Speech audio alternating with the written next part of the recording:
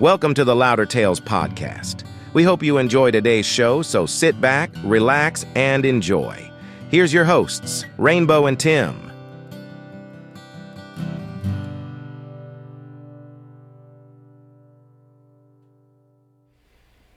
One of these days, I'm going to have that figured out where we can fade into that. Yeah, that just takes away from all right. the pizzazz. We have a guest with us. I'm going to switch the camera here.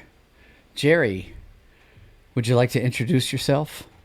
Well, I'd be honored to introduce myself. All My right. name's Jerry Fischer, All right. and I'm the volunteer director of the Meade County History Museum, historian, writer, author, and pet lover. I think we're all pet lovers, at least in this room. Anyway. Yeah, in this house, I think in the neighborhood. Yeah, definitely. Well, we just actually got back from a trip to Gatlinburg, and we brought some pictures and videos to show you. Yes, it was our anniversary, our 10th anniversary trip. Yes. 10 years. 10 years. 10 years. That's how long our knot has been tied. Well, I can appreciate that, and the longer you're together, the tighter that knot becomes. Yeah.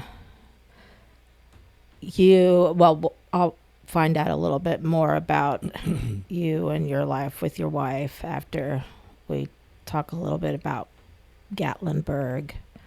So you guys have some history that Tim and I are kind of going through. So, Oh yeah.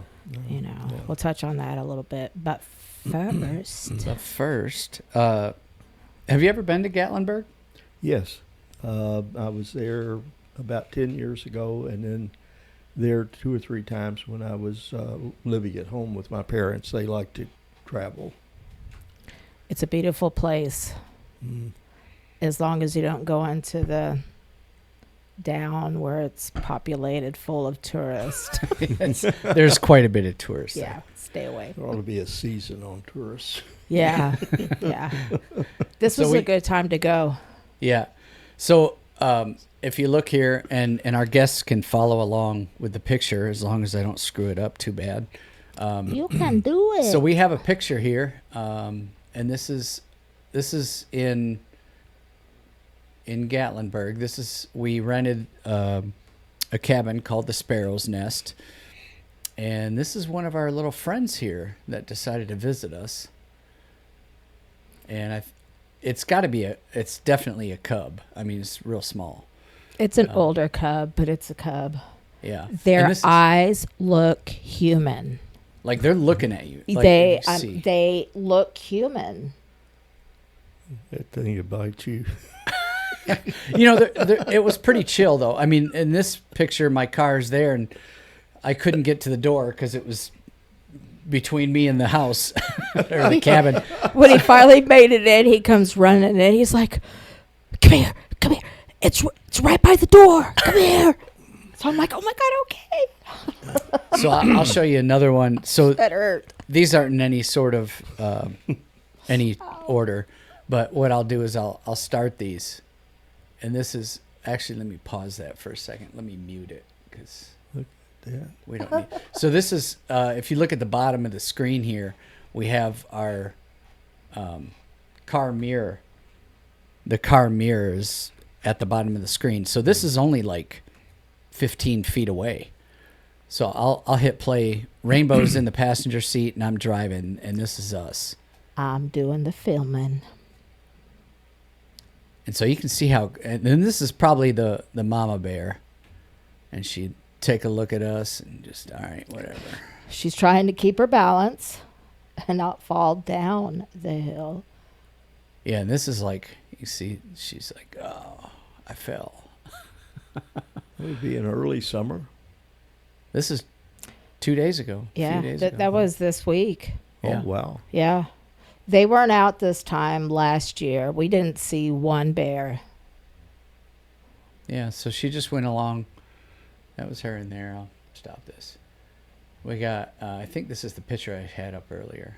Well, now if I get it up here. There we go. This guy was huge. Yeah, he's good size. Just huge. And from what we gathered, he hangs out there.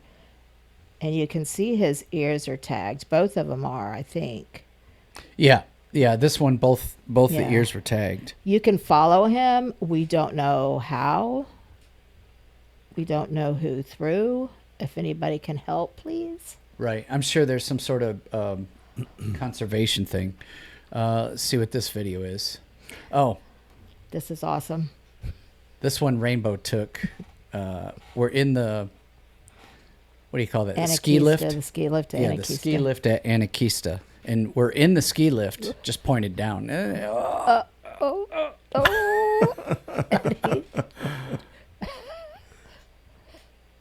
This is, I mean, the bear's like, like, okay, okay. I meant to do that. La la la. Right. Still has tree stuck to his or her head. Yeah. So like, nonchalant, you know. And the bear actually walked up a few feet after that. You see, and there's I, my shoe. I looked back, and he was just like kind of sitting there, like, huh?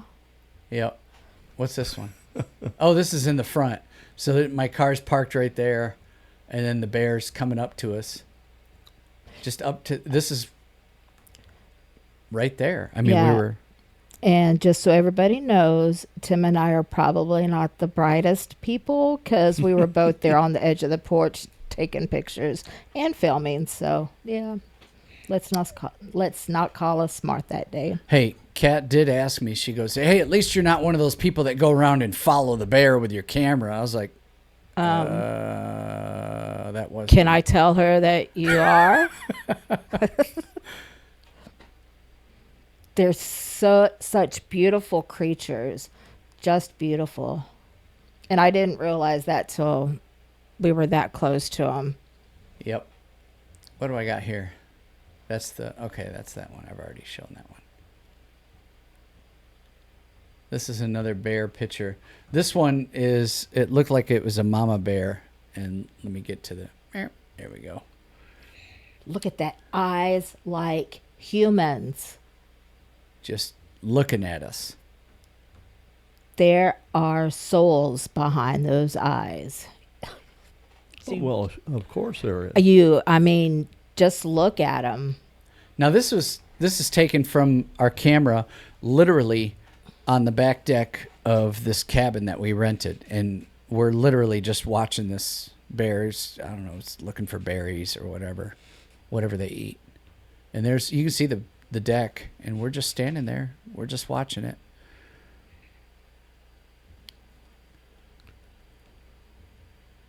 If that was just a couple of weeks ago, they're starting to put. You can see the fat. Yeah. They're starting to put on weight for the winter.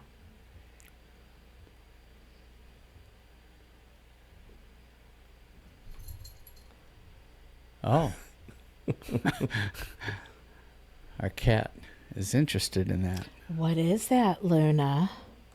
I'm pretty sure you don't want to play with that. Let's see. Here, mouse. Here, What is that, Luna?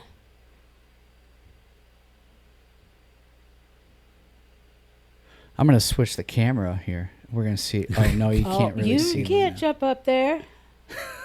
I want to see that thing. Look at him. Getting grubs under there. Yeah. There was trees that had red berries on them up underneath there. Yeah. Where'd it go, Luna? All right. Well, anyways, that was a majority of what we did. We just sat and watched the bears. And What's wrong with that? You Nothing. Get to Nothing. relax. You get to see nature. You get to enjoy the earth. And Our only trip was when we went out to Anarchista. We made the decision to stay away from crowds and people because I do start chemotherapy on Tuesday, and I'm not going to take the chance of getting sick Yeah. before I start, because I'm already going to get sick. So, Well, it affects different people different ways. So Yeah. we have people in our family and friends that it's a wide spectrum, but sometimes it's not very challenging, and sometimes it is. yeah, it depends on the cocktail or cocktails. When we did the chemo ed, the cocktail that they've got me on, the two, we asked, and it's a definite, I'm going to lose my hair. So I did this. Uh-huh. Yep. My head gets cold now, though. I managed to take off some hair too. Yes, he did. He actually had a mohawk for a day, though. But and I'm going, I guess that's going to upset my stomach so bad that they actually prescribed me medicine that I have to take 5 pills 12 hours before, and then take another 5 6 hours before. And then they also prescribe me medicine to help if I do have an allergic reaction. And then they prescribe me something for this. And then so they're on top of it as far as trying to help prevent all that, which I'm very thankful for. So there's things that can be done today, and it is medical science is increasing its knowledge just disproportionately. It's getting greater and greater and greater. As a teacher, when I was teaching, and this was just 10 years ago when I retired, if a child is born today, now this would be 10 years ago, the odds are they were going to live to be between 110 and 120. Wow. And that instead of 1 or 2 careers in their life, they were going to have 7 or 8. And 75% of what they're going to do for a living hasn't been invented yet. I believe that. Yeah. I believe that because there's so much. What's happening, it's just, Yeah. They will also be giving me immunotherapy, which I've been reading a lot up on. And I'm kind of excited about that because I know it's going to also help me feel good. It will also help for our listeners who listened to our last episode. This is also an update because our last episode, we did let them know that my cancer was upgraded to a 3A, stage 3A. It has now been upgraded to stage 4B. So the cancer has spread to my lungs, both upper and lower, and into other lymph nodes. So it's there. Don't fret, people. I'm going to be okay. I hate the word upgrade. It's not. So I use that in a term for me. Yeah. I use that in a term for myself. Upgrades can very easily be downgraded. And Right. that's why I do that. That way, when I'm going through this process, I can do the downgrades. And so it's one of those, it might sound harsh for other people. Don't care. It's for myself, and I think Tim will, once he starts seeing as I'm going through, I think it'll click with him, and he has the right to feel not like that word. And I have to respect that as well. But I have to do what I need to personally, along with his support and everyone else who's supporting me. I have to make sure that my strength and my inner core being mentally, physically can do it. And one of that is, the encouragement and the discouragement of cancer. So. Well, you have something that's really important, I think, based on my and friend's journey. You've got a husband and you've got children who are there with you, and you have your faith in God, and that's very important.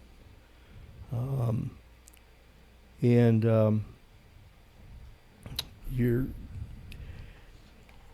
Fran and I looked at everything we did. We were married 57 years and dated 3 years in high school, the last 3 years of high school. So we had 60 years together. And we looked on life as an adventure. Everything's an adventure. Even the scary things. Yeah. They're an adventure. Mm-hmm. And really, even more than an adventure, they're a quest. And if you've read any of the quest stories, some of the Knights of the Round Table went on quests. Yeah. Yeah. And they started out on a quest to accomplish some goal, find the Holy Grail, find something. And as they go out, they encounter difficulties. They encounter things, stumbling blocks along the way. And they overcome them. Mm-hmm. And they overcome them. And when the quest is over, whether they accomplished their goal or not, they are changed. They're not the same person. Yeah. Yeah. They're not the same person. That doesn't mean they're better or worse. It just means they're changed. Yeah. Because of the challenges and the things that you go through.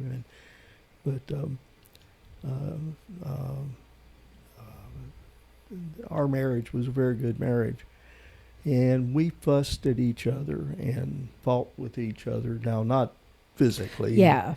You bickered. I don't think I could have took her. I mean, She would have whooped your butt, huh? yeah, pretty sure. But you've got the support team that's in place, and you got friends, Absolutely. and you got people praying for you, and it's and you have faith in God. That's of course. I'm an old guy now trying to get into heaven. You understand? I mean, it's but it's you've got everything going for you, and the best thing is that smile on your Oh, face. yeah. And this guy here. Mm-hmm. And And Luna. that one. Yeah. And Luna. Yeah. Yeah. Luna. I'm blessed to have the faith that I do in God. That's one thing that hasn't faltered at all. I have my wonderful husband who is also my best friend. Exactly. And then I have my best friend who is also, we joke, she's my other spouse. She's my soulmate along with him. I think him and I had the discussion about soulmate. And we can have multiple soulmates. They're just people who are supposed to be in our lives. Luna, the camera's not for you. You want to come over here? He wants to be on camera. Is what he wants. So this is like Kitty Ham. Yeah. Yes. Yeah. This is cool. We tried to keep the animals out of here, and then we realized he wants the bear back up there, Tim. That's what he wants. But we decided to let the animals in here because they're part of our life, and that's what this podcast is about, is our life and our guests' life. So I want to touch on Fran. Mm-hmm. Tim said that she had cancer. Mm-hmm. And what was the decision that you two, well, first of all, what kind of cancer did she have, if you don't mind me asking? She had cancer of the lung, She smoked heavily for a long time, but she had quit for 30 years. My dad smoked heavily, and he had quit for 30 years, and he died of the same disease. It's there's no question about it that it's a bad brand of cancer to have, but I can point out a number of people that I've known in the family and out of the family that have overcome that. And I mean, there's just a world of things that can happen, and not to even mention transplants. I mean, that's, Yeah. I mean, there's just a world. But we decided amongst ourselves that we were going to forego medications, and then just I went to the deacon in our church and talked with him about whether it was a sin not to take extraordinary measures, and he said no. He said it's not a sin to do that. So that's the decision we made. But you got to understand something.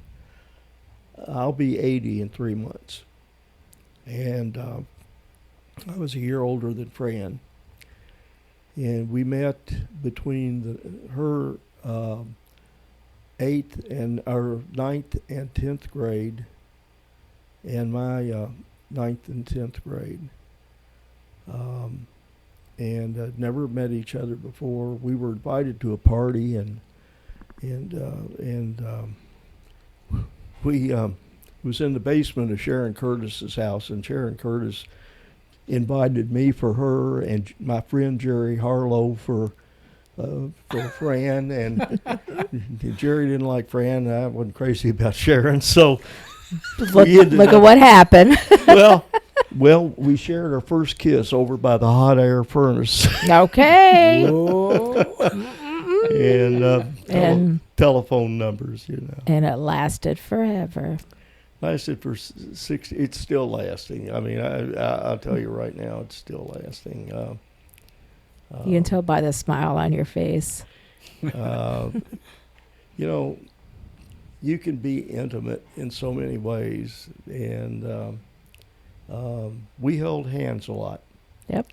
And I had totally forgotten how close holding hands can make you to one another.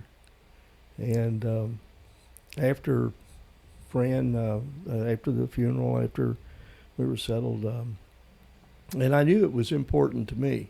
Mm-hmm. Now, this sounds awful. I mean, like, what are you? You're a grown man. Why holding hands? But my daughter, older daughter, Angie, came up and she said, "Dad, I want to ask you if something's true." And I said, "What's that?" And she says, "Mom told me that you all held hands." So, see, that was important to her. Yeah. Because she told, and it was important to me, although I didn't really get a chance to tell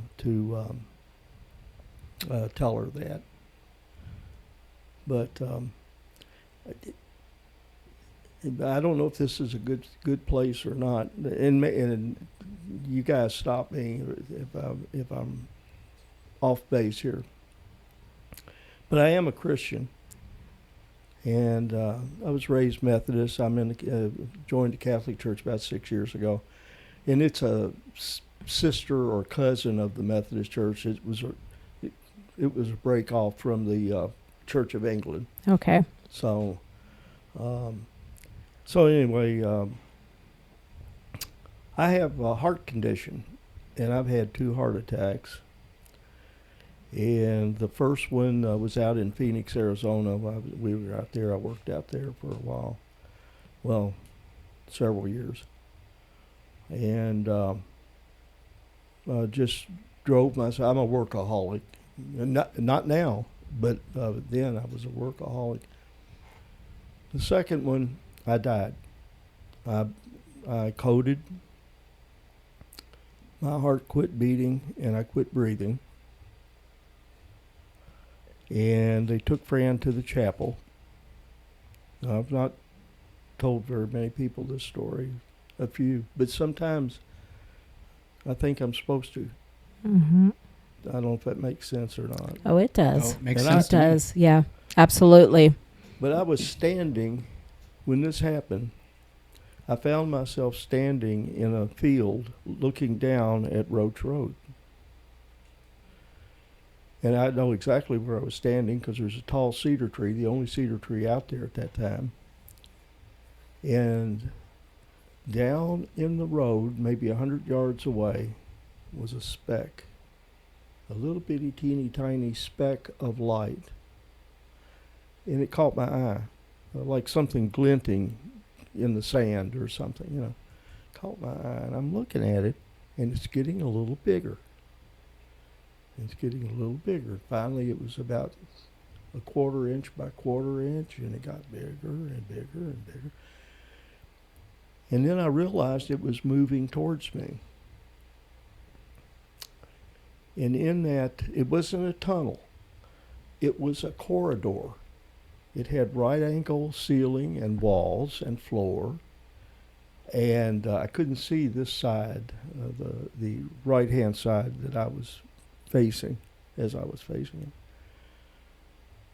And then I saw two figures, one a head taller than the other, dressed in kind of a purplish, and they had these hoods like a hobbit would have. You know, you've read The Hobbit. Yeah. Okay, they look like hobbits, Okay. except I couldn't really see the face very well. And the closer they got to me, it felt like my body was going to explode. But in goodness, there's no words that can really describe that feeling, but it was wonderful. And the closer they came, I wanted to go in there. Right. Mhm. And I took a step, and it kept coming.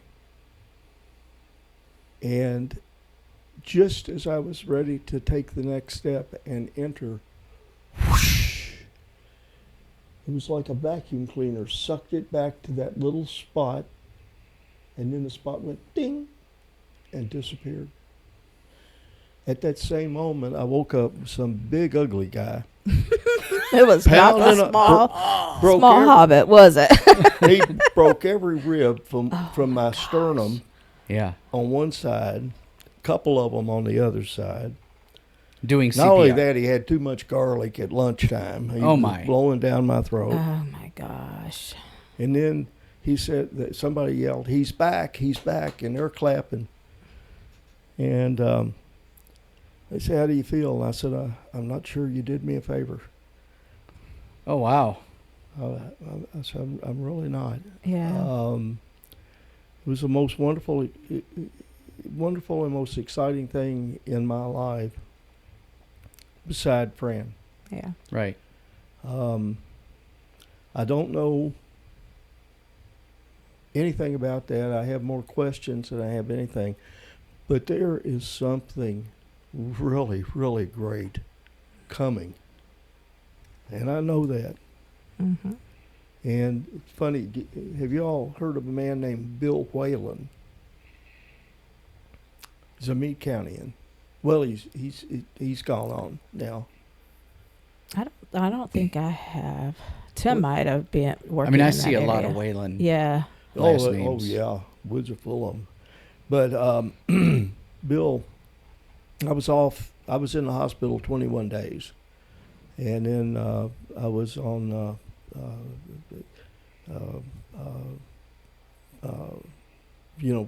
I couldn't do anything at home. I mean, Bed rest. I had Ish. some what do you call it, exercise they did, but when I finally got to where I could come back to one of the archaeological meetings, the society meetings, Bill was there, and he looked at me, and I said, Bill, I said I had a wonderful experience. And he said, did it fill you up? I said, yes, it did. And he said, did you feel like you were just going to burst? Oh, wow. And I said, this happened to you. And he just smiled and went on and talked with someone else. Ah. And That's pretty awesome. It was, and people, you know, I wonder sometimes. I haven't led a perfectly good life. I mean, I've been a rascal, and I'm not worth the powder and shot to shoot me to heaven or hell. You know, I'll tell you that right now. But sometimes I think that happened so that I can share that story. I don't know. I can't. Why? You know? Stories like that are meant to be shared because that's what God wants us to do. He wants us to share Him. And those are experiences of Him. And I kind of understand you not wanting to tell, you know, a lot of people. And we did this a couple of episodes ago. I was cooking dinner, and again, it's a feeling that you can't describe. But, you know, I had this feeling, and the only way I can describe it is a humming, but not hearing a hum. But it was all over my body, and I could feel it to my soul. Vibrating. Yeah, that's what it was. And there were words, but it wasn't words like you and I speak. But it was, I heard them clearly in my heart. And it said, you're going to have uterine cervical cancer and you're going to die. And, you know, I had an issue to where I had to go to the hospital, and, you know, they didn't find anything there because they just thought I was loony. So, you know, we came back home and we went and talked to, I had an appointment with mine and Tim's primary.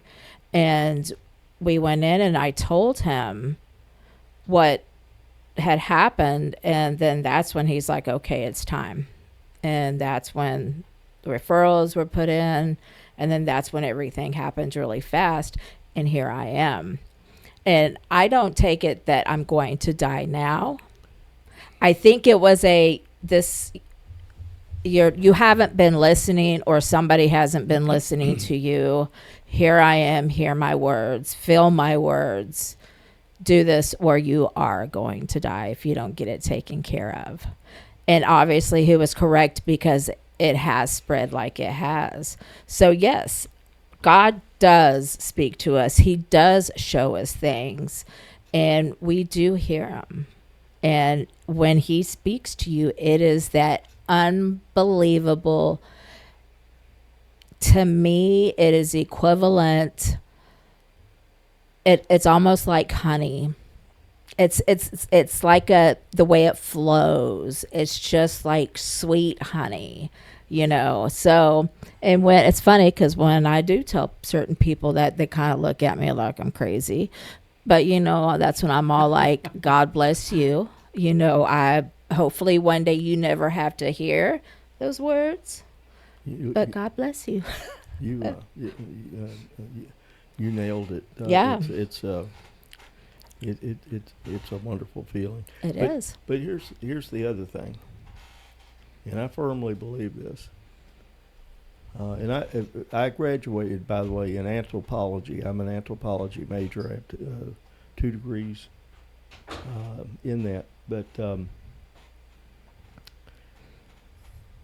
But there is, you study religion, but you study it, you break it down, and you study it in its component parts. You study the nuts and the bolts, but you don't get any of the emotion. You don't get any of the love or any of those things when you're doing that. But in virtually every religion, the ones that believe in reincarnation, religion, anthropologically speaking, does two things. All religions, all of them do two things. One is they give you a code of conduct to live by while you're on this earth, so that you won't kill one another, and you can live peacefully. Yep. Which we ignore, but We I think a lot of have people have failed ignored that. miserably at that. Yeah. and the other thing is they offer a path to the afterlife. Every religion offers that path. Sometimes it's a heaven and hell. Sometimes the Native Americans had a place. It was kind of like a country Coventry kind of thing, fields, green fields, and that's where they went. And but every culture has an afterlife, and I got a little glimpse, just about that much, and I know that there is that. I am confident of that, and I've, as a guy that writes stories for the paper every now and then, I've been collecting those stories. Missy Sipes told me a story one time. She had a similar experience, but she didn't see anything. All she felt was the music, the heavenly music and vibrations all over her body. Wow. Just almost identical with what Yeah. Rainbow indicated. Yeah, those vibrations, it's like a beautiful hum, and you can just hear it. Yeah, the message was very ominous, of course, and I was crying, but it was, I'm like, it was so beautiful.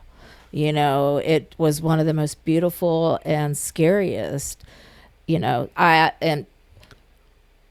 I believe in God. It doesn't matter how bad my life is, like with this whole cancer, why aren't you angry? I can't be angry because I have cancer. That's not going to do anything but cause me to, I can't do that. And I can't no one gave me cancer. God didn't give me cancer. That person didn't give me cancer. It's my body.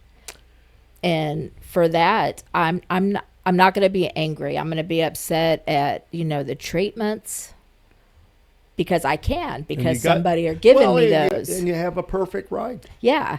But I'm not going to be angry and, I'm just going to be a little bit sad because, you know what? I feel like crap today. But it's, like Tim, he's remarked that the way I still continue to smile every day, even feeling horrible. Yeah.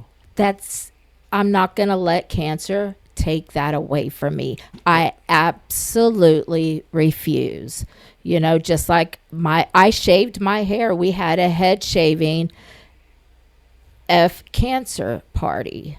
And it came off. This is the only thing I had absolute control over, along with if my smile left. Well, I think I understand that.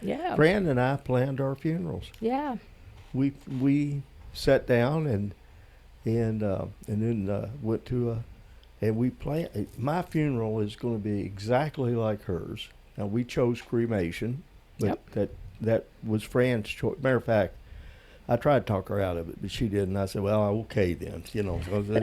She always gets the last word. But that's what we're supposed to. Just saying. Yep. But there's. I think when you see a vision like that, or like Missy, where you're enveloped in that. there's two things. We are in this world, but we are not of this world. Yep. God, before we were conceived, God knew who we were. Yeah. And who we were going to be. Exactly. It's just whether we followed the path he had laid or we strayed and find our path. But yeah, he knows exactly who. But he was aware of that. We're human beings. Yep. We're faulty. We're frail. We are what we are. He forgives. But you know, that's, I think that when God shows us those things, he's got to do it for a reason. I don't think God just willy-nilly says, I feel like doing this today. He's pitching that ball or something. He didn't tell me that for me to go through all this and for my husband and my children and my grandchildren and my friends all to sit there and worry. And, as they read this stuff or we hear this stuff, you're going to die. No, he didn't, because I have too many smiles to give. I have too many hugs still left to give. Tim, what do I say I have my heart for? The reason of my heart. You forgot, didn't you? Now you got to hear about this. The reason I was given my heart is so I can love and forgive. That's my sole reason for my heart beating. And it is not time for that to quit. And I am putting that forgiveness to the test. Oh, he is. He is. No, he's not. Tim has stepped up in a way I can't say that I never expected, but he did it. He didn't take it. He didn't have to learn any. He just did it. He stepped in. Tim is the most amazing husband. I can see our marriage a lot from the sound of it, like you and Fran. Oh, yeah, just beautiful. You had your little bickers. Well, but you do have that to. And you forget. Yeah, you forgive. Mm-hmm. That's how you grow as a couple. You have to argue to grow as a couple. Yeah. If someone doesn't argue, well, it's you think about it. You're literally learning everything about the other person. Yeah. You can't do that in a day or even a month or even a year. It's going to take your lifetime of marriage. Yep. Yeah. I just wonder when that happens. When I'm talking about when that happened to you, when the humming and the music. Is it possible that God is showing us those things for a reason to tell us about what to look forward to? Mm-hmm. Yeah. I don't know. I'm not a theologian. I'm really not. I'm not either. We can make our I'm going to say assumptions based on our experiences.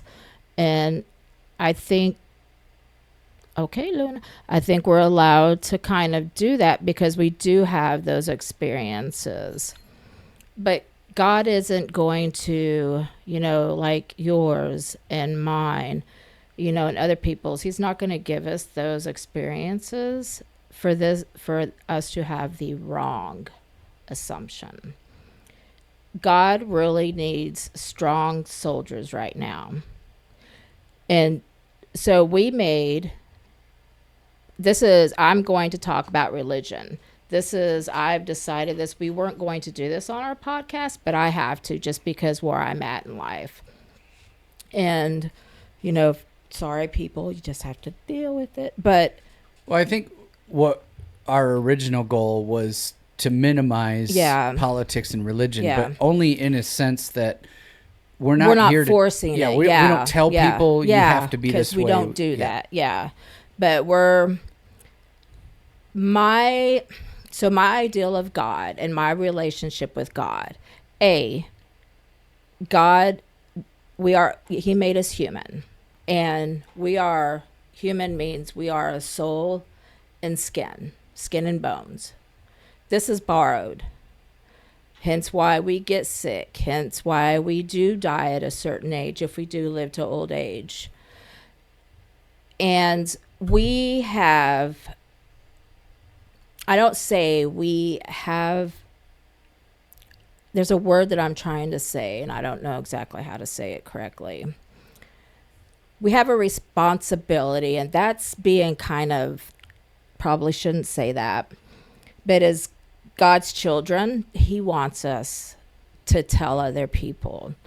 And he wants us to not do it like you have to do this. Okay. He doesn't want to, you can't force it on people. People have to see it. And the way people see it is by other people's experience. Pardon me. That's how other people are like, oh, that's the only, kind of like, oh, that's not the color purple. Look, it's purple. That's how people, I think, when they start seeing God's work in other people's lives, that's what he wants us to do as his children. So, do we need to take a quick break? You sure?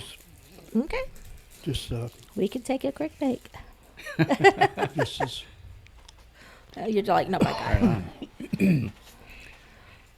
I do that a lot. That's that's it. I think there's things like that that he or she does that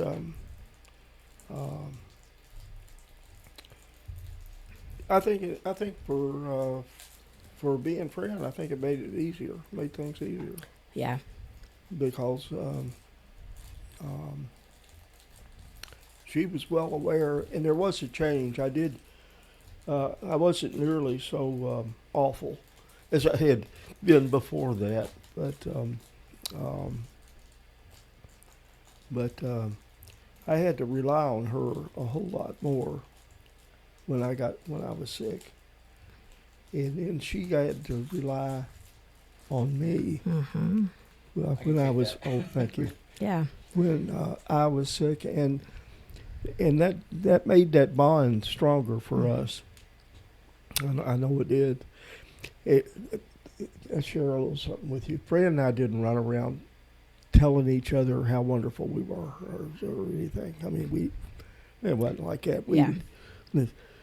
If you don't start picking up your toenail clippings, I mean, I'm tired of this, Well, so I'm not going to feel bad. Next time I'm thinking it, I'm just going to vomit it out. I'm just going to say it. Yeah. I have permission. I don't know from who, but I have permission. But she was talking to a friend of hers one time, and I didn't intend to eavesdrop, but she was in the living room, and our kitchen is next to the living room, and then Fran's office was the next room back. And I was washing clothes. We had a utility room off her office, and was still there. And I was washing the clothes. It was hard for her to get them into the washer, and it was hard for her to get the wet clothes. So I just started picking up on things. You need to pay attention. Yeah. Pay attention. He's actually been really good. Oh, I know he has. I know he has. I'm halfway teasing you there. But, he wasn't going to let me cut chicken for the chicken tacos tonight. Well, you do anything you feel like doing, but the heavy stuff. So for me, I just started seeing clothes in the hamper, and did the clothes and dishes in the sink. I like doing dishes. You get to see. It's like cutting grass. You get to see the results of your labor. Oh my Yeah. gosh. Oh my son, Maya's dad. No, I thought you were going to talk about how Oh. the fact that I like the shiny. Oh, the Like- shiny pots and pans.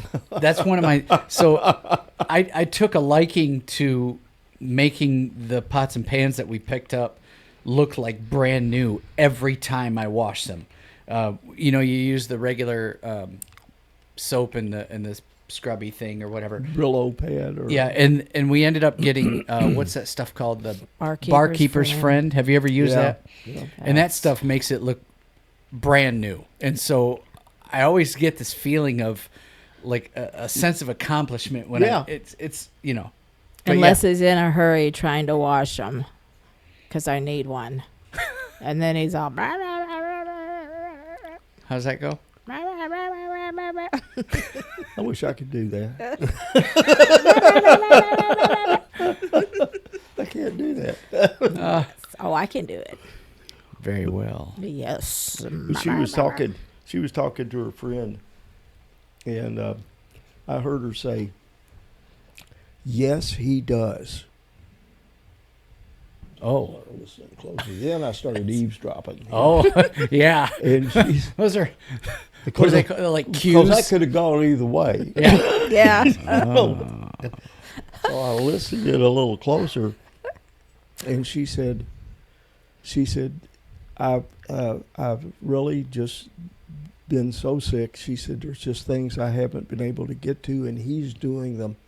I cleaned out the refrigerator, and did all the shelving, and reorganized, and it was fun. And it this didn't make it fun, but after I heard that and knew that she noticed, then it made me feel good because it made her feel good. Yeah. I don't know if that makes sense or not. Oh, it does. I tell Tim that I appreciate him. That I do on a daily basis. I try to, because I do. I truly appreciate him and everything he's doing.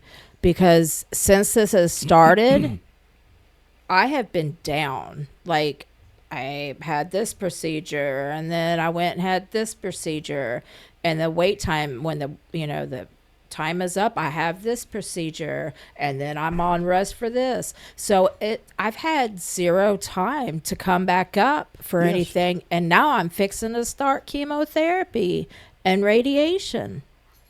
So my poor husband has been taking care of me for months, but he enjoys doing it, and I appreciate him doing it. It's different know. when you're doing something out of love and you know that it's helping that other person and they appreciate it. Yeah. It means the world. So Yeah. I don't feel bad if I have to step up and do more, whether it's laundry, whether it's dishes, whether it's sweeping, garbage, cat Yeah. litter, it doesn't matter.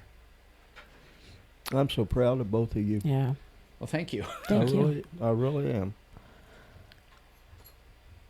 I know. So Tim and I we actually hit a rough spot in our marriage, but we overcame that rough patch, and we did it by paying more attention and learning more about each other and appreciating each other more. And I think we went through that rough phase for this. I don't think if we would have went through that, we would have been prepared for this Yeah, emotionally. absolutely. Yeah. I can So, agree with that. Yeah. Absolutely. Yeah. It's because I need him. I need him by my side through all of this. You know, he is my rock of Gibraltar. I don't think I said that correctly. I'm not going to try it again. Gibraltar. I did try it again. Yeah. Sounded good to me. No, you know, I'm gonna. That's the way it is. Yes. You know, one of the things that you and I were talking about Jerry before when I saw you today when I was delivering mail, which you guys didn't have anything. I just stopped in and said hi. He likes to do that.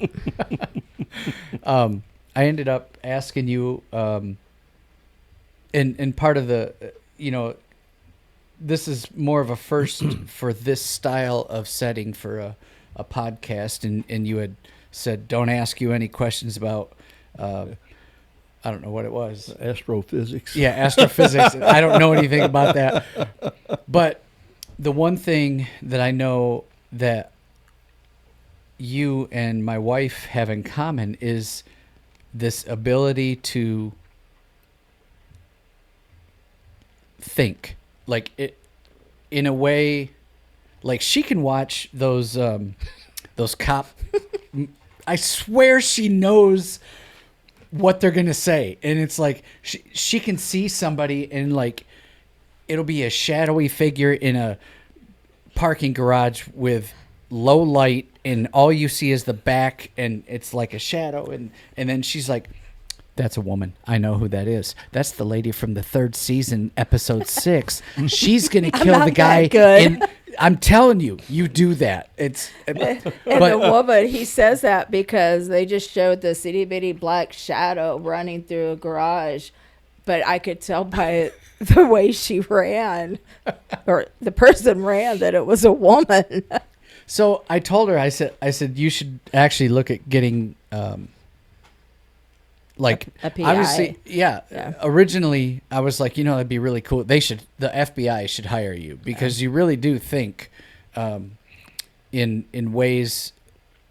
It's just beyond me. I mean, that'd be super cool, but my body would say super no. Yeah, I'm pretty sure the physical fitness requirements where you have to jump and lift and do all kinds of stuff. I think you'd find the shooting part would be fun. Oh, that would be super fun. Yeah. But when they realize that I have to do it from a sitting position, that my camera that'll sit around with me. Hold on.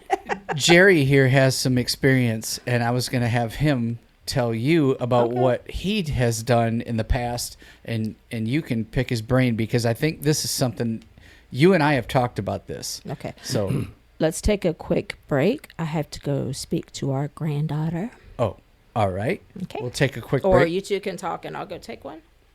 However you want to. I got to get the mouse working. All right. We'll take a pause, folks. Okay. Yep. Okay. All right. We're back. So I was talking a little bit about a job that Gracie. I told you she'd throw it at you. Our dog brought Jerry a bone.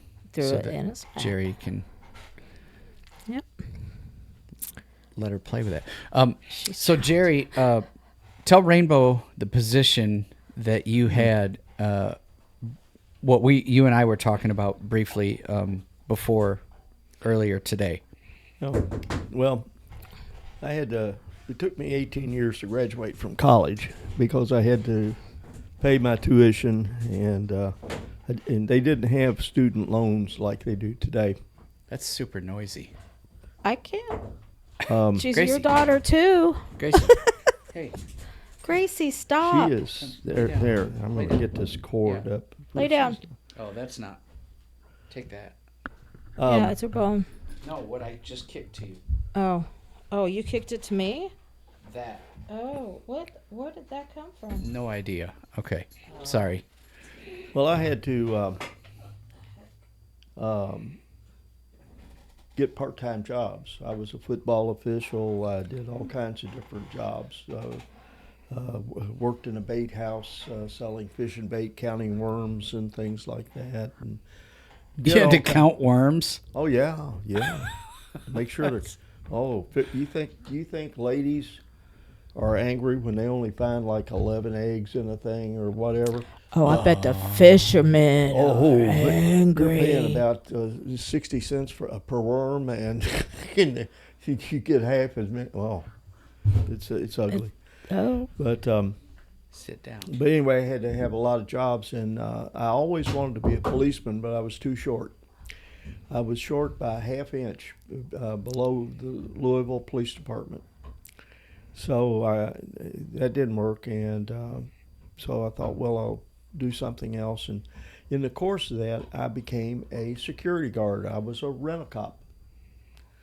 And I'll tell you how long ago it was. The minimum wage back then was $1.65. That's what I made an hour. But that, and I refereed football games for the YMCA. And so with those two things, that took care of a Saturday, and then some evenings I had free. And then I had my job at the water company in the engineering department. And it took all of that, to do it. But during the course of that, I found out that while I was making $1.65 an hour as a security guard, armed, in those days you could use lethal force to protect property. If somebody was stealing something, I could kill them. That was legal. They were hired guns. Not anymore. Nope. Well, it's all changed. It's all different, and I never had to shoot anybody back then, or shoot at anybody back then. But I found out that private detectives were making $8 an hour right at it, and I thought, well, I'm going to college. I'm not dumb, I mean, I'm not the brightest bulb in the lamp, but I'm not the dullest either, and so I started looking through the yellow pages and going through the want ads, and every now and then you picked up a private detective. We need a investigator, experience, whatever. Well, I didn't have any experience except the security guard, and but little by little, the Jefferson County Sheriff's Office were handing out subpoenas and summonses, and they bid it out to an agency named Palm Detective Agency got it, and he put a big ad in the want ads that he needed men to, or women to deliver these summonses. Some were criminal, some were not, some were. So I went to see the guy, and it was like one of these Noir movies on Turner. We met in a bar. It was like a true detective movie, wasn't it? You're all. The atmosphere was there. I walk in. I didn't have a trench coat at the time, but I did have a jacket, and he was sitting over there, and he was he owned the company, and so I started working for him, delivering summonses. And of course, you had to go to the Louisville listings and try to skip trace. I started learning how to do that, and but I got tired of the subpoenas and the summonses. That wasn't exactly what I had in mind. I wanted to use my brain. Yeah. Not just be a delivery guy. And so I went to a company called Kenarney Detective Agency, and my mother was a nurse for the L&N shops, and she retired after 30 years, and she knew George Kenarney Sr., who was the head of L&N Railroad Detectives, big group.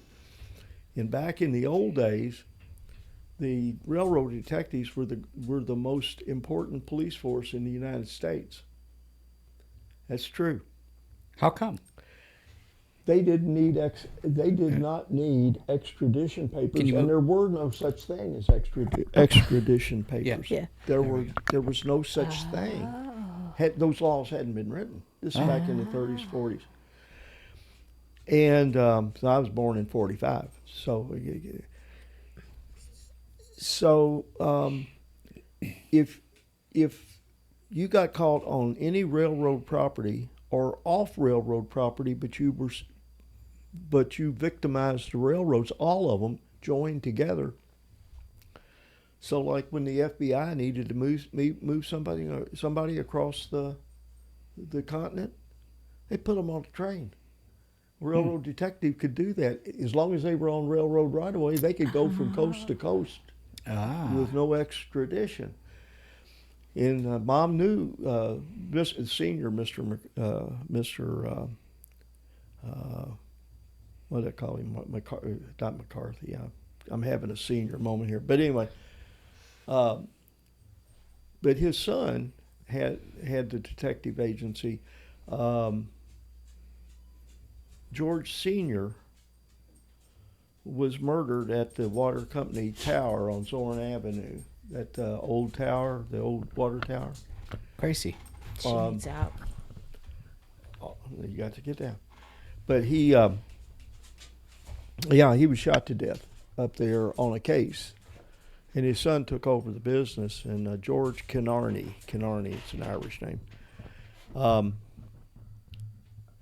We were sitting there, and you got to understand, I haven't changed a great deal, but I'm a whole lot like a Pillsbury Doughboy. Right. Hang on just a second. We're going to let the dog out. Oh. I think she needs to go. She might have to go. All right. Hang on, folks. But anyway, Okay. I interviewed with him, and the interview went pretty good, and we were just about finished up, and he said, all right, I have one more question for you. He said, what makes you think you can be a detective? And I said, because I don't look like one. Oh, that's a good answer. Yeah. I don't look like one. I look like the Pillsbury Doughboy back then. I mean, I had popping fresh right here. Right? Little chef's hat and all that. And he said, no, you don't. When can you start? Nice. And I got the job. Nice.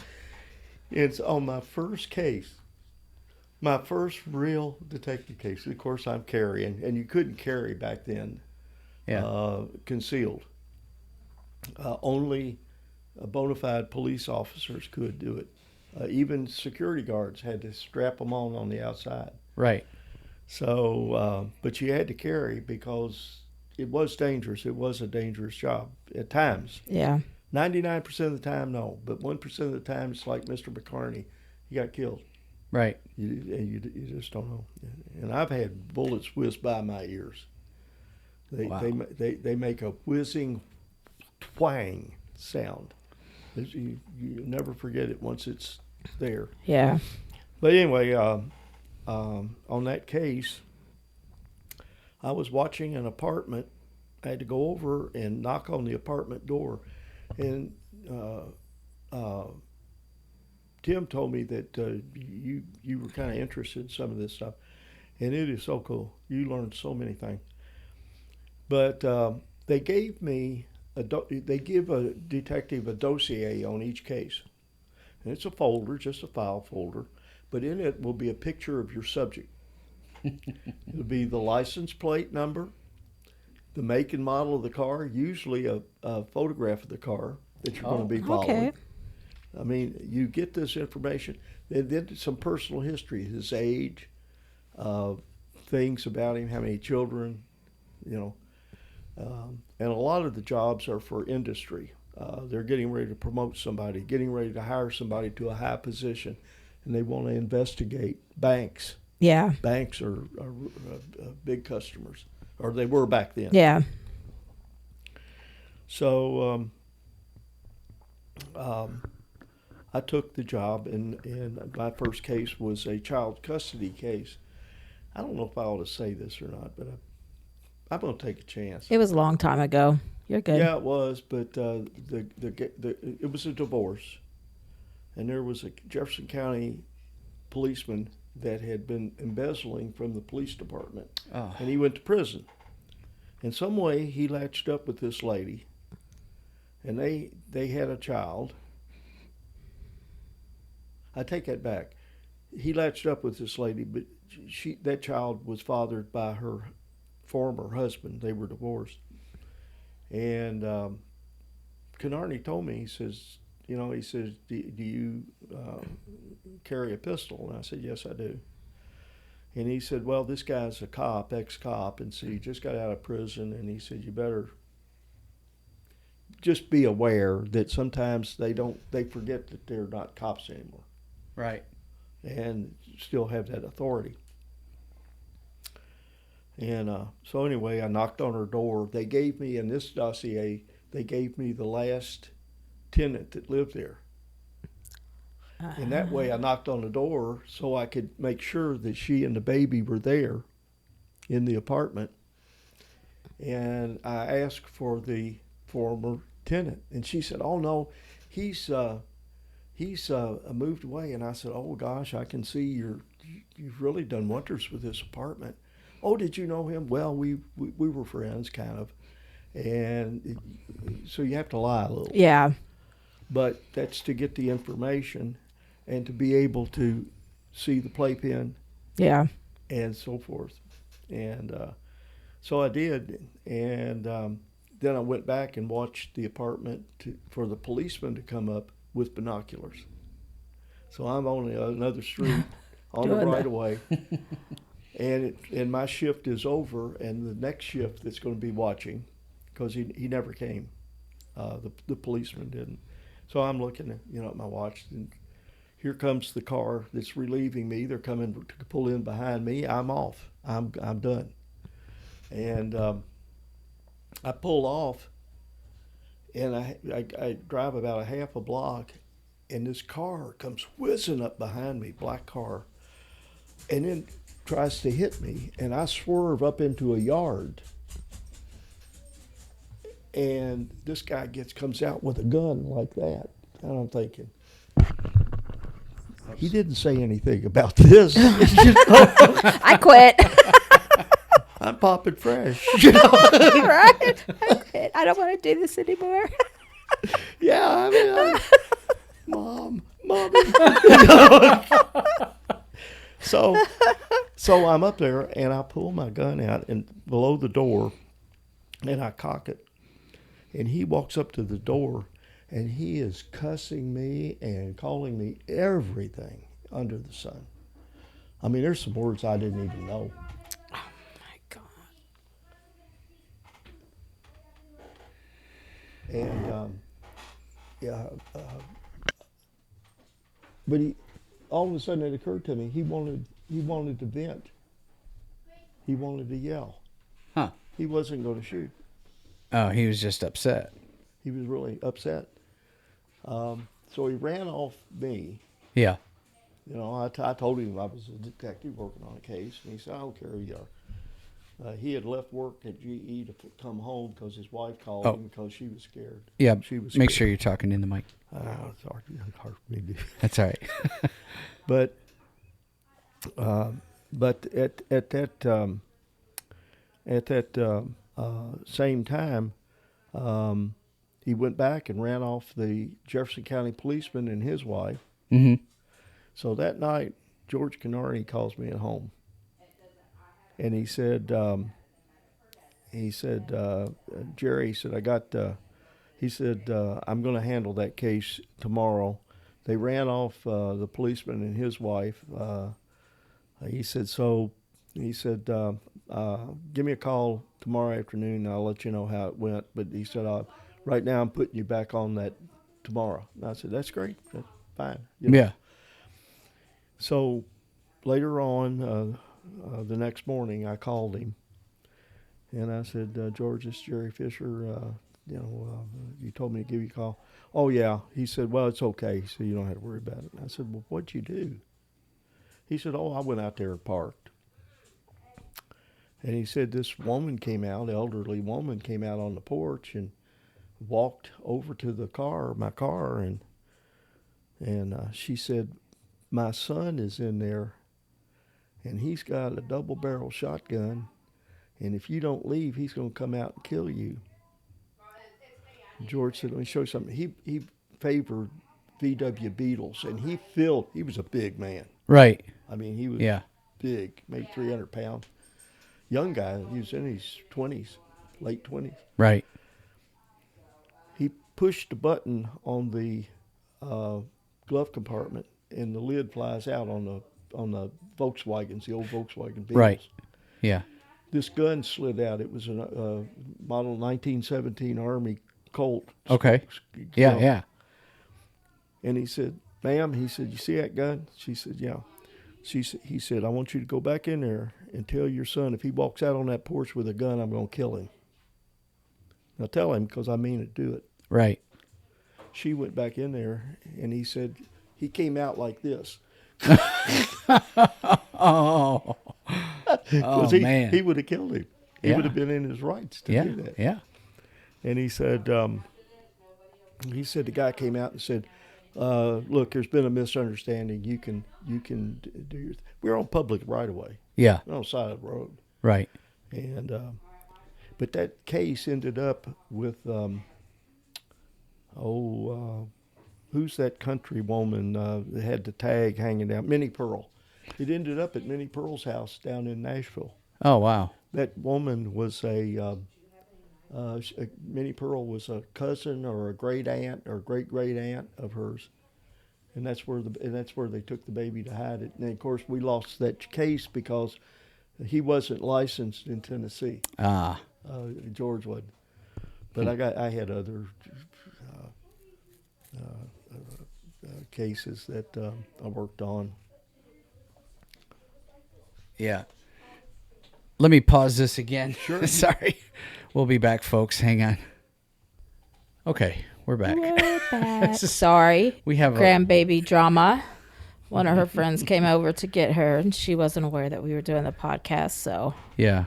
and of course, I had to make noise with my grandchildren. Someday we'll get a 'cause sign or something or figure it out. But It's if Maya's in the house. yeah. So Jerry was talking about The- doing detective work, and was it more process serving or In more the beginning, detective? in the beginning, but that was good.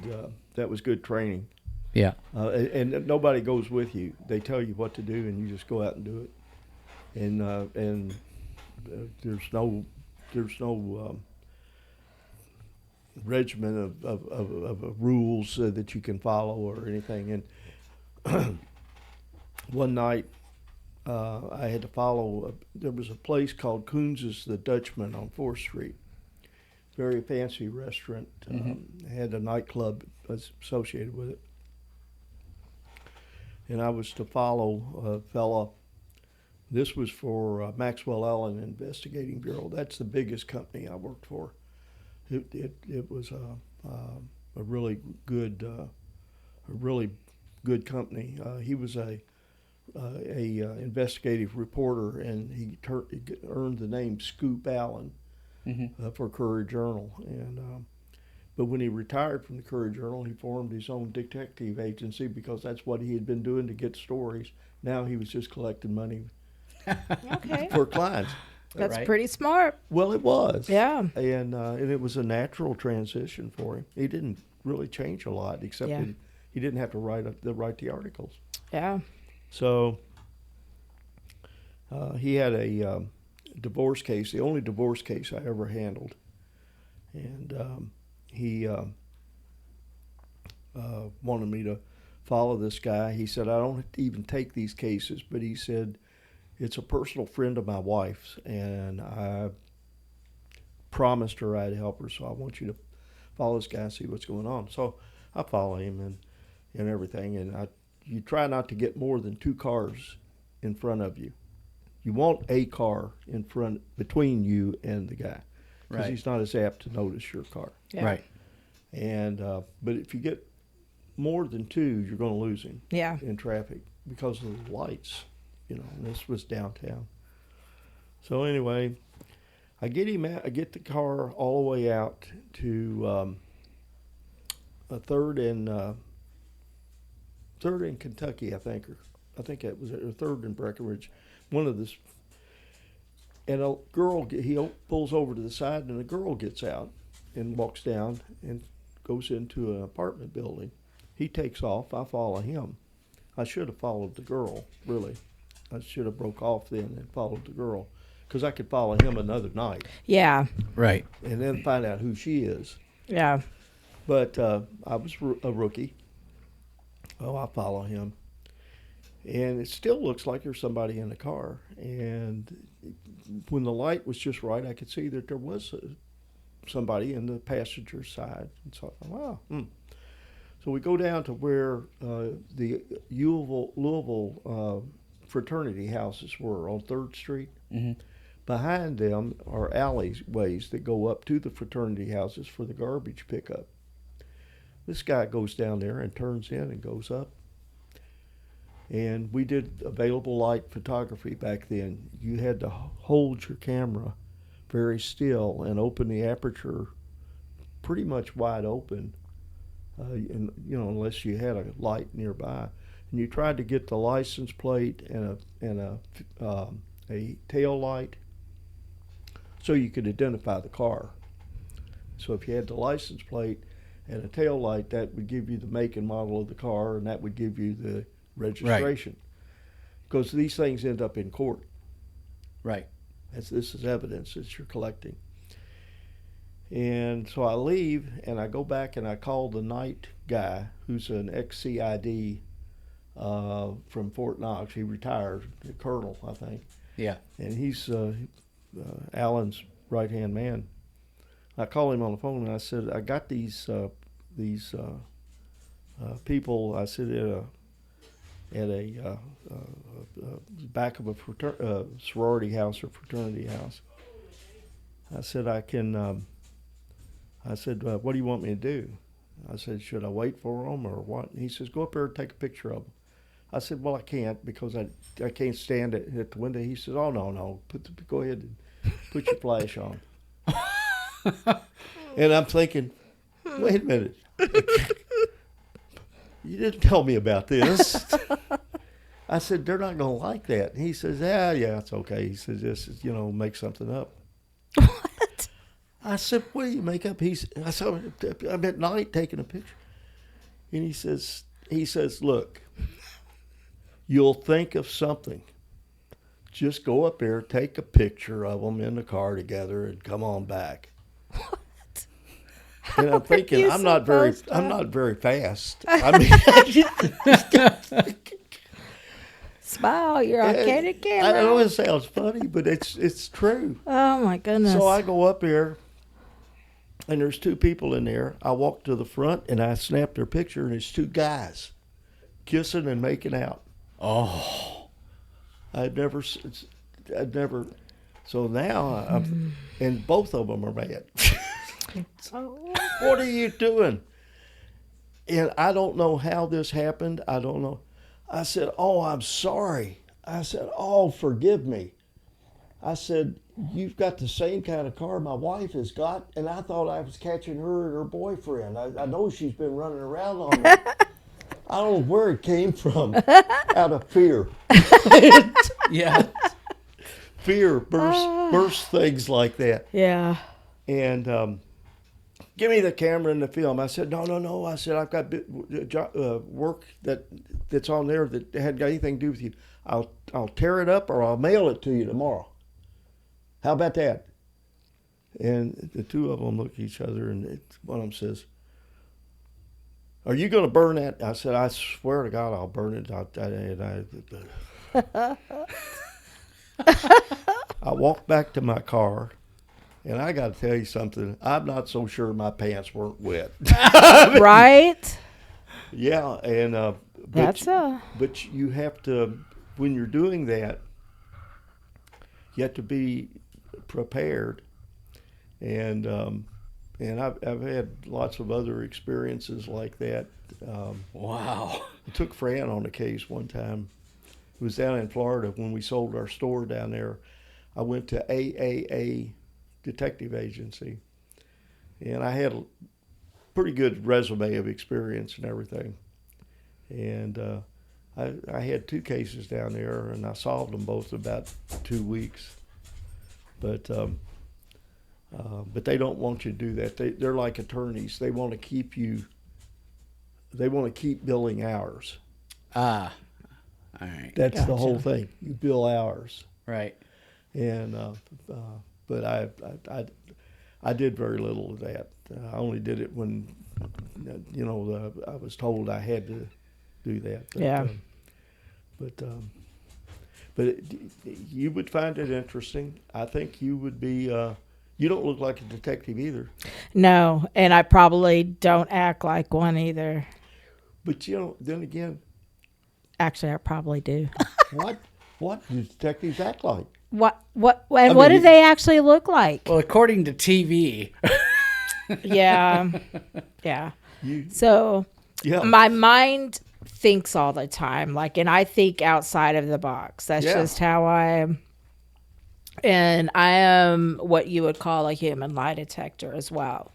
So I can have a conversation with, actually, a lot of times I don't even have to have a conversation with somebody. I can, nope. They have, and I've been pretty much on point. She can pick up body language. Like, she can see something and she'll be like, yeah. nope. Go ahead. No, I'm going to tell you something. Some of the best detectives in the world are elementary school teachers. Mm-hmm. I'll give you an example. Kids lie, and so do adults. And when they tell a lie, they'll usually look away, slightly away from you. They won't make eye contact. So if a car dealership is telling you something and he says, and let me tell you, that's the best deal. When they do this, Yeah. you watch out. Yeah. Their jaws will tighten. They may look you in the eye, but if they do, their jaws will tighten. Yeah. No. Yeah. And they'll firm it up, and that is a sign of deception. And I can tell by the look in someone's eyes. I can stare at them. They don't even have to say anything, and I can tell. Oh. Good or bad. That's just so. It's easy for teachers because if their lips are moving, they're lying. Well, they gotta have to act like they like the jobs. No, I know a couple teachers. No, I think I would like it just because of the problem solving, the having to, and I think if I did it, I'd want to work for insurance agencies. I'd want to work for companies like that. Well, be independent and do it. I think insurance companies, pretty much have their own. You can apply for that kind of job. You have to be sponsored now when you go to get your license. It's like a big. See, we weren't even licensed. Yeah, now no licenses. Wow. Yeah, now you have to get licensed, and I think it's 6 months, and it's better if you get sponsored, find someone to sponsor you. So I figure if I go through an insurance agency, maybe start that way and then kind of work my way up. Mm-hmm. I would really like to work with law enforcement. That's kind of where my niche is at. You can do that, and I don't know. I haven't looked in at the yellow pages or anything for detective work in a long time. Not since we sold a store down there in Florida. But it's a very interesting business. But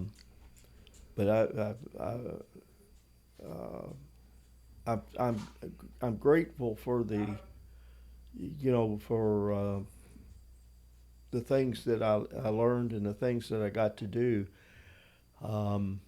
But it is not. It can be very scary. Yeah. I got a call one night at the guard agency. The guy says, "Fish, you got a shotgun?" I said, "Yeah, I got a double barrel." "And what gauge?" I said, 16 gauge. He said, "It might be too small." Well, now I'm interested. He just dangled that carrot in front of you. I know a guy's got a 4 gauge. Would that work? That's true. This is true. Wow. And he says, "Well, what size shot do you have?" And I said, "I got double aught buck and I got 5s and 6s." He said, "Bring the double aught buck.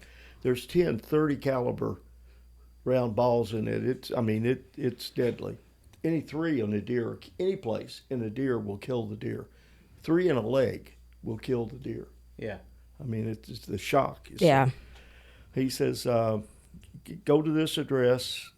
He said, there'll be a car there that'll take you and another man to a shop. The race riots were going on in Louisville. This was in the 60s.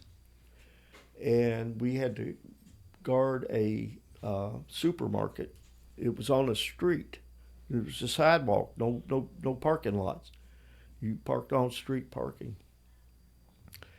And I went there and he told me, he said, take your pistol, and he said, take some ammunition. He said, you might need it. And a lawn chair. So they let us in, and my partner, who I never met before or since, he was at this door and I was over at this door, and we had shotguns. Well, they were setting fire down the street, and the fires, and that was west, and the fires were blowing east because that's the way the earth turns. Mm-hmm. So our wind always comes from the west, and it was blowing down the streets, and we could see the smoke. And here they started breaking into some stores beside the supermarket and taking radios, and one guy took a washing machine, if you can believe that. He was pushing it down the street. And they would come up with a piece of a concrete block to break the windows. We'd stand up and point those shotguns at them, and we would have shot. Yeah. I mean, it was scary. This went on for about 6 hours. Wow. And but when you raised that shotgun, and both of us were scared. Yeah. I mean, we would have killed them.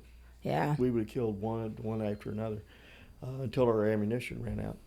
And then a few hours later, our relief came, and I went back, and that was it. It was all over. But Wow. You run into those situations. Yeah. And I don't know what's the, I don't know whether it's good business or bad business. But I'll tell you one last story. George Kenarney. There was a place called the Alamo Motel on Dixie. It's still there. It's shaped like a U, and a restaurant's in the front, and then there's another U back here that's got rooms. So there's a restaurant that's U-shaped, and then there's a motel behind it. So all you had to do is park in one place, and you could see the whole parking lot of the hotel, the motel. Yeah. I mean, it's great. I mean, you could park on this side. You had a choice, and we all liked that, Yeah.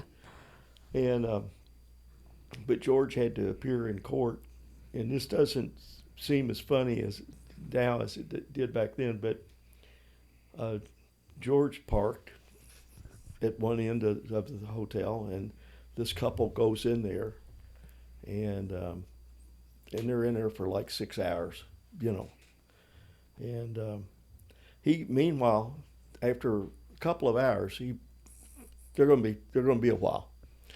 So he goes and he photographs their license plate, and he photographs the car, and he photographs the door, the room door, and everything. He gets and he watches and follows the guy back home, and because it was her husband that was the client, and then they had to appear in court, and the woman said that they were just working late in there,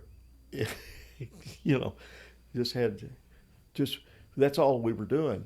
And in the court, the lady's attorney said, "Ma'am, were you or were you not having sex?" And she said, "Absolutely not."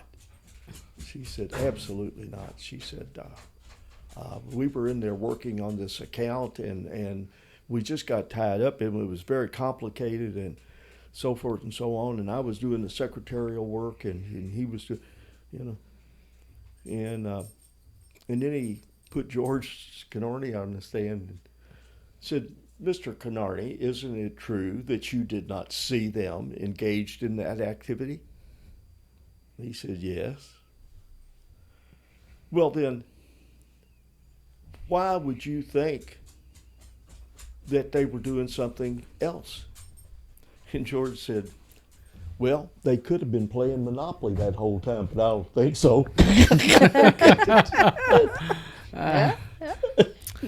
Sometimes If it walks like a duck, you know, Gracie. If it walks like a duck, quacks like a duck. Likely a duck. Yes. Quack, Yes. quack. So what do you think? Do you think that's something you'd be interested in doing? Oh, Gracie's going to say hi. Yes. Yeah, I would. Definitely. You would enjoy one part of it. Part of what you have to do is to watch lights go on and off. You know, I thought that if a person stayed up real late, that they'd be more apt to be an alcoholic. Yeah. So ones that go to bed real early. Mm-hmm. Yeah. Yeah. Yeah. Ones that go to bed real early are more apt to be, but they'll have you draw. You'll have to surveil a house.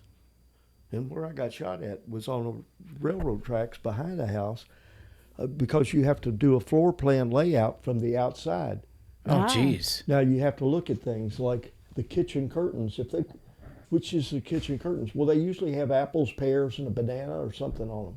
Ah, okay. Yeah. Okay. So yeah. you have to Some reasoning. you have to observe. Right. Anybody can see, but observing's an art. Yeah. I have a photogenic memory. That's one of the reasons why I've always made manager at all of my positions, because I can, I can learn my store. I can tell you where everything's. I can still tell you, well, it's probably all different now where I managed before. But yeah, Tim can put something down and I didn't see where he put it. It's like, I can't remember where I put it. It's there. Yeah, I think you would like it. The only thing is that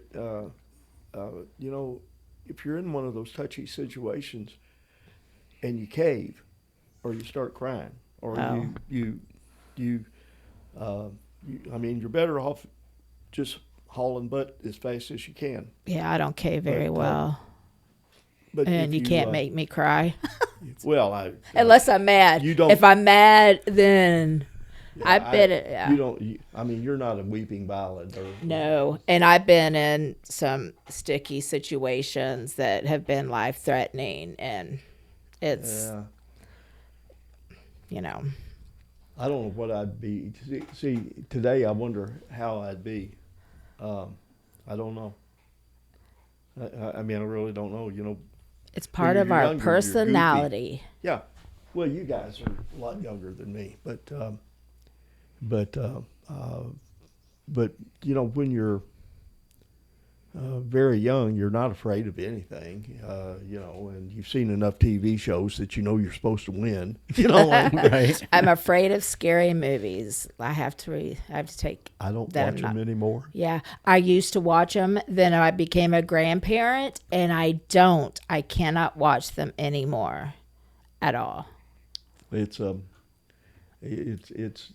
really Life is scary enough. We don't need to watch scary movies. Just turn on the news.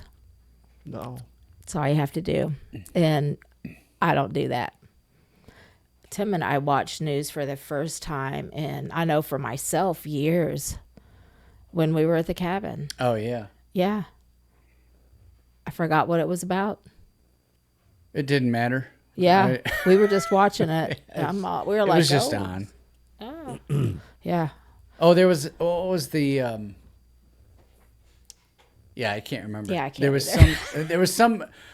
Oh, it was the space capsule. They were talking about the civilians. The civilians up in When- space. Oh yeah. They did was it 4 or 6 day up Yeah. in Yeah, space? they did. But those other guys that they're going to rescue and take back down. Yeah, They've been up there for almost a year. Yeah. They were actually only supposed to be up there for I think 8 days. Yeah, Yeah. you're right. Yeah. It's, And I'm sorry. I'm not a suspicious person, but they've got to have discovered some things about each other up there. I mean, at the minimal, that's a long time to be Stuck. locked up with somebody. Yeah. especially that small area. Yeah. I mean, I can't imagine. I do love my husband, but I don't know if I could be stuck in something that small for that long without being able to get outside and away for a minute. I think Fran would probably have me dead. Yeah, if you could see the look on his He'd face probably right just now. beat the snot out of me. You know. He just did the. You guys are really something. You really are something.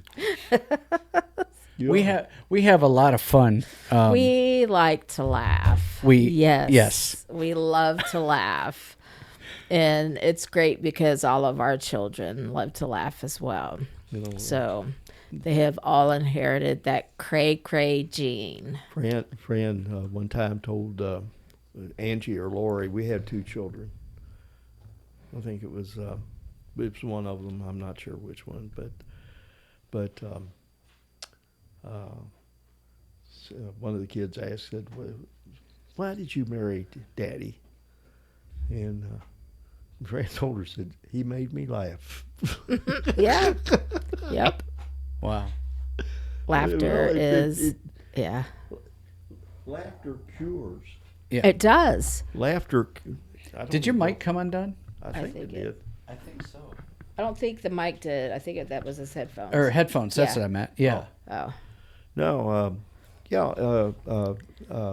laughter cures, and being able to laugh at yourself is important. Yep. And I'm self-deprecating because I know what I look like, and I know things about me nobody else knows. But if you can't laugh at yourself, then who and what can you laugh at? Exactly. At least on a daily basis, I laugh so hard that I think I'm going to pee on myself. There's probably been a couple times I actually have.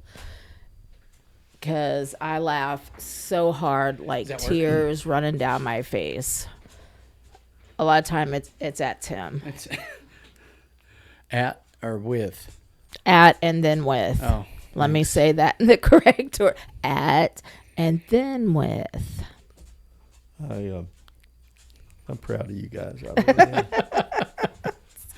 You know the secret. Yeah. We have to. We've been like this since the day we met. I got kisses. Oh. There's our other cat right there. I always joke. I always say. Nope, she's gone. She came in and she left. Miss Fatty Catty. You're a good girl, Grace. We actually have one of our wedding pictures is us both busting up laughing. That's one of my favorite pictures. And I don't even remember what we were laughing at. And I we don't have either. video. I think most of our our guests were through Skype and what was that other- electronics. Electronics. Some video chat or something. Yeah. Yeah. Our family. Yep. So, Shall we wrap this up? yeah. All right. Again. Okay, Jerry, at the beginning you did say that you were an author, and I know that Rainbow was trying to read your book. Yeah. We haven't had time. And I said that but really if loud. you'd like Sorry. to give people, tell people what you've written, and if there's, do you have any social media or anything? You've got books. How many books have you published or have you written? I've written 3 solely. Just me as the author. And I've written one, a history of Meade County, of the families and the history of Meade County. And of course, there were numerous authors there. If you counted the family stories that were in there, it was probably 125 people. Wow. But That's a lot. as far as the people that wrote the actual histories, probably 7 or 8 of us. And I'm halfway through my 3rd book, or my 4th book. That'll be, and I don't know whether I'll put this out or not, but I think I will. When you're doing detective work, periodically you'll be investigating something that the police will be investigating, or the FBI, or the federal marshals, or somebody. Yeah.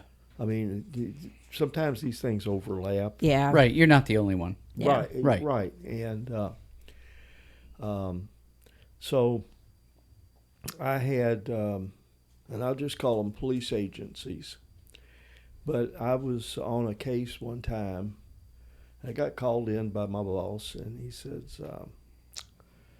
Jerry, he said, we've got an agency over here that wants to talk to you. They're investigating for different reasons your subject, and said, I want you to share information, whatever you can, since Right. we work together. Yeah. And I did, and that led to a 7-year case. Holy cow. Wow. And that was my biggest case. And and two of the agency people that I worked with, there were 3 that I worked with, but 2 of them, I told one of them that I keep in contact with. I said, because you build up friendships it's got to be a little bit like the military. You build up friendships in a way that you could not build up any other way. Right. You Yeah. know, because you rely kind of on each other. And 2 of those men told me to use our names if you want to. And they are critiquing sections of the book right now, and because they knew things I didn't know. Okay. Ah, okay. And I'm writing things that they didn't know. Okay. Right. And All right. and it's a good story, but there's no question in my mind that there's going to be some people angry. But then that's another story. Well, Right. I would And not. you know you're doing something right if you upset at least one person. You know. Yeah, I would say That's- if you have to, it's your book. Yeah. Who cares if somebody Yeah. else gets upset? I mean, you're not doing it to intentionally upset them. So So tell a story. yeah, Yeah. Tell a story. It's a good story. yeah, Yep.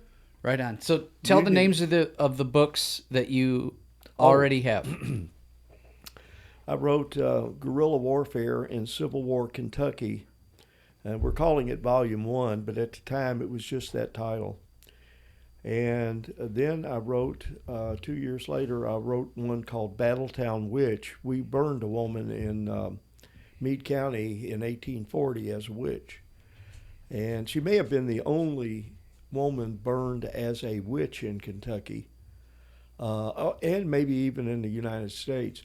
There were 15, I did research on this, there were 15 women set on fire and executed that way in the United States from colonial times up until after the Revolution. Wow. It was various state laws that allowed that, not for witchcraft though, but for murder and for other crimes. Yeah. So that's a book. I didn't think it was very well written.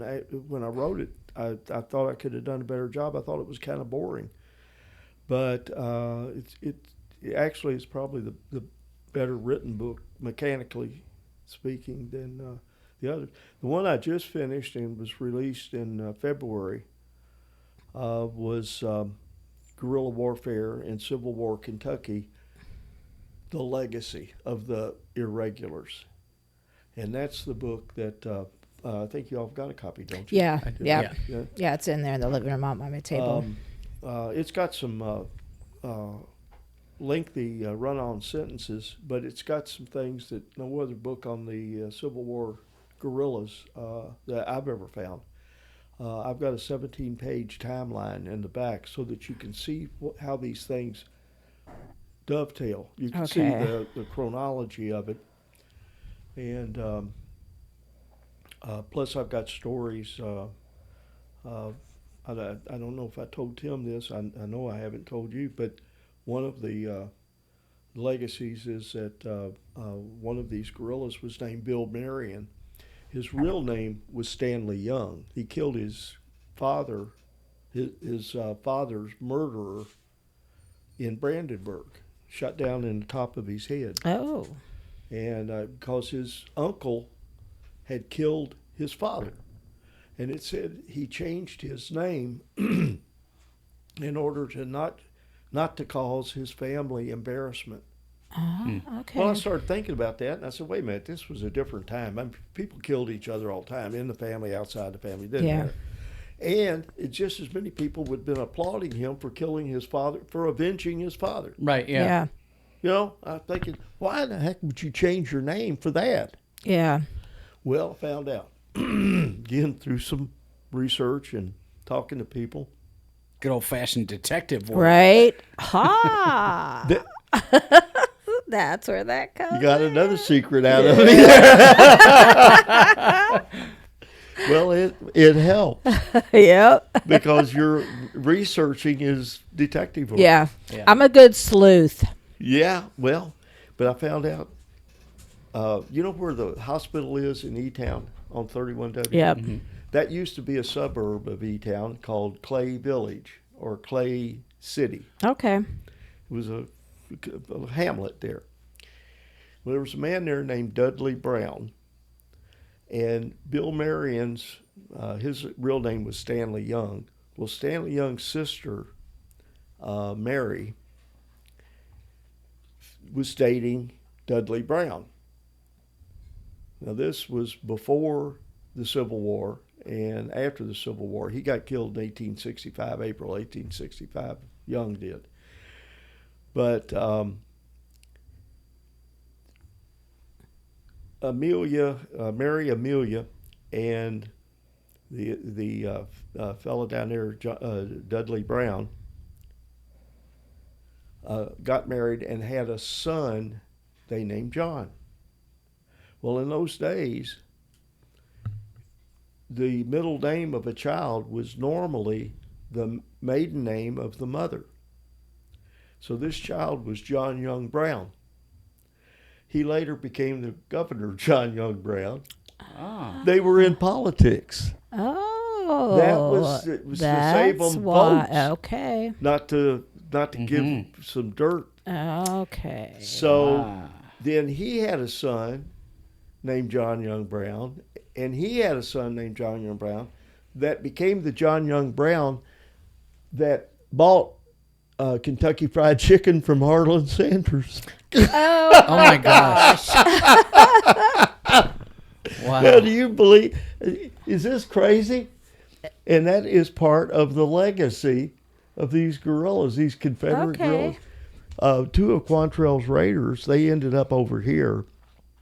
Two of them, after the war, they were so well liked by the population. One of them became sheriff of Nelson County for 27 years.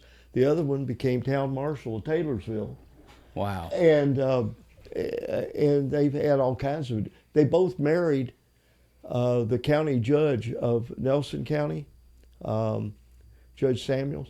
He had two daughters that were just, evidently just fell in love with Bud and Donnie Pence, and so they got married and had children, and these were the guys that.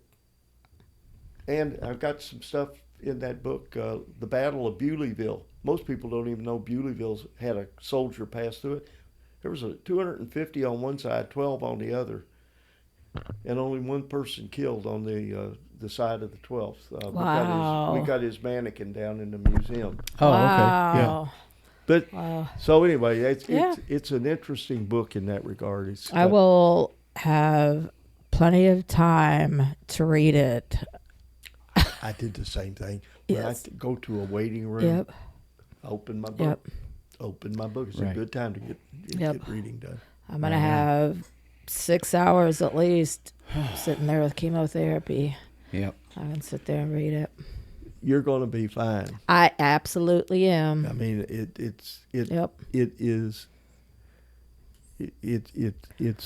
beyond your hands, but it's going to be the way it's supposed to be. And Yep. I'm going to tell you right now, I am absolutely not afraid to die. I'm not either. I tell people however this ends, it doesn't matter because I'm going to be home. Either way. There is an afterlife. Yep. And we kid. I'm in this men's club. I joined it about 6 years ago, but and I go every Saturday. But they asked me one time, "What do you think about this?" I said, "It's just a bunch of old men trying to get into heaven now." They sowed their wild oats. They committed all the sins they're capable of.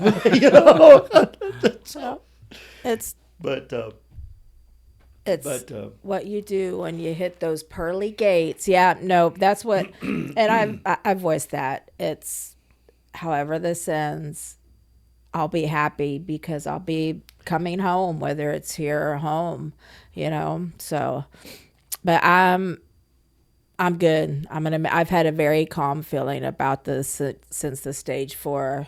Actually, probably the most calm I've been since I was given the stage 4. So, I got to tell you, I'm looking forward to seeing Fran and getting back with her, and I know I'm going to. I'm convinced of that. She's waiting for you. I get by, and I've got my friends, my animal friends, and I get by just fine. But and I can cook, but I've sat over on the couch and there's her chair, and you know what she did. She came in to me one time before she was bedridden, and she said, "You're going to have an awful hard time." And I said, "I am." She said, "Yes, you are." She said, "I'm trying to help, but you're going to have an awful hard time." Well, I didn't know what she meant, but later on, I'm going through my desk and I find about 60 passwords on a piece of paper. I go get a book out that she knows I read.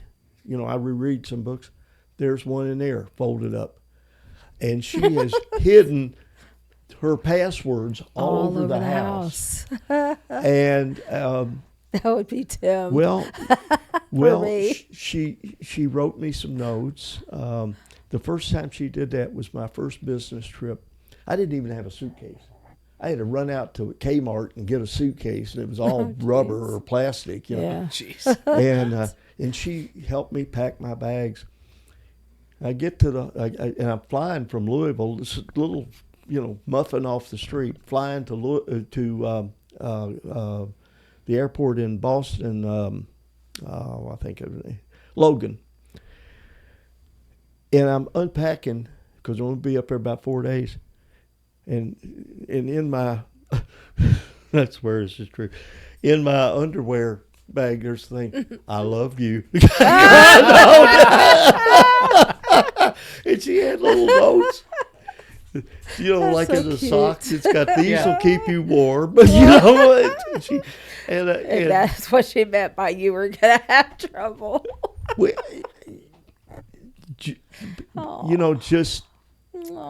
Just be thankful because you're in good hands. Absolutely. Your doctors are good. Your husband is good. Your friends are good. Your kids are great. Your animals, my God, they ought to be on the cover of a magazine. She's beautiful, but it's all going to be all right. It is. And however it ends, it's going to be all right. Well, it's not going to end here. No. There is something. Yep. It's going to. That's what I'm saying. I know that. Yeah. It's either I'm going to come home here or I'm going to go home. Either way. So that's why I said I'm at peace. I am not stressed out. And I don't know if that's a good thing or a bad thing. My best friend is like, you're just gonna break. You're just gonna have a breakdown. I'm like, no, And I think she does that because every day she's crying. This is hard for her to deal with. But our relationship is like that. I am so serenely calm over the cancer and the stage 4. Like that it doesn't affect me. It doesn't make my heart hurt. It doesn't make my brain overreact. I'm calm. Like that part I am calm with. It's the treatment, the treatment's going to make me sicker, and that's where my anxiety, I think, comes from. That's what. But that's to be expected. They're putting poison in me. That's exactly my friend. I made the decision we made. But you see, here's the difference. You're young. Mm-hmm. You're young. Yep. See, I shouldn't even be here. You understand? I mean, I coded. Yep. I mean, I was gone, and they didn't know they were gonna get me back. They did, and that's good. But I have questions like why. Was it so I could help Fran? I don't know, and I just don't understand. Yeah. But here we sit. Yep. Yep. Maybe it was to share with you. I don't know. Stories were meant to share, but God, your time here was not over with. God had bigger plans for you. And as far as the why, I tell people, don't ask why, because that makes you question more and more and more. Just, it is what it is. And yeah, you needed to be here for Fran. She needed you. Because there's nothing lonelier than going through this, no matter what the decision is, when you're by yourself. Yeah. And you don't have that significant other next to you. And I know that because I did that, and so don't ask why. Your purpose was to be there for Fran, and you still have a few more miles to go. You affect people in ways that you don't realize, and that's a good thing. I got to tell you, I up here, I'm still trying to figure out what I'm going to be when I grow up. I don't think any of us figure that out. So I mean, I don't feel any different now than I did when I was 21. That's awesome. I'm just but I tell you, I'm getting wobbly and forgetful. Right. Yeah. Forgetful and things. So, but I got to tell you something. I'm glad I came over here because you all are just delightful. Well, thank you. I thank you, and you are absolutely the bee's knees. Oh. I am glad you finally made it over here, and we were finally able to connect. Yeah. Well, this was interesting. I mean, I just. This fascinates me. Yeah.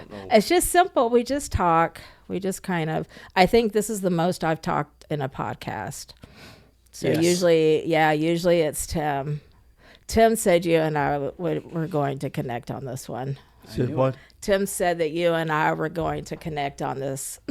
Well, we didn't really get to share much, when you were over there, just a few minutes maybe. Yeah. But you're a good lady. Thank you. I mean, whatever, and it can end up in all sorts of different ways, and there's just no telling. But you are going to be fine. I absolutely am. You are. I am. There's just no question about that. Nope. And I'm glad to have been able to come over. We will have to hang out again. This and is we definitely. don't have to do it over the microphones either. We can do it over dinner. I don't really know how to say this, but I know lots of people hundreds and hundreds of people, I'm sure. But I don't have a lot of friends. I have very few friends. Oh. These guys, these FBI guys that I was telling you about, they're friends. But we never see each other. But we talk and we stay in touch over the years. And as a matter of fact, almost 30 years. Wow. And, That's a long time. Yeah. But I've got lots of, I have friends, lots of friends. But see, the older you get, they die. Yeah. Mm. You see, I beat the odds. I should have been dead at 72 or 74. Well, I'm 79 in 9 months. So, whoa. And you lose them. Yeah. Now, I expect to see them all sometime. You will. Oh, you will. It's going to be a party up in there. We're going to hear it down here. He would get along with Mom. Oh, yeah. Tim's parents his mom, was she going to be 86 this year? 38, so do the math. 38. I was 45, and I'm 79. So she's So 45 from 38 from 45 would be 7 years. extra years. So 7 yeah. years. Yeah. Yeah. I was right. Yeah, 86. And then his dad is 82. I'm so proud none of us Yeah. pulled out our phones. Me too. My brain. You probably saw the smoke coming out of my ears, though. Oh All no, right. these were on. That's why when I would take them off, this. All I right. was trying to think.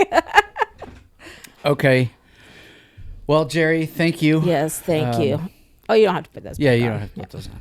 Well, Thank you. Well, thanks for inviting me. It's really been interesting. You're Yes. welcome.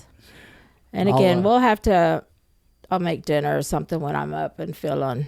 I love to cook. That's my thing, is cooking. So.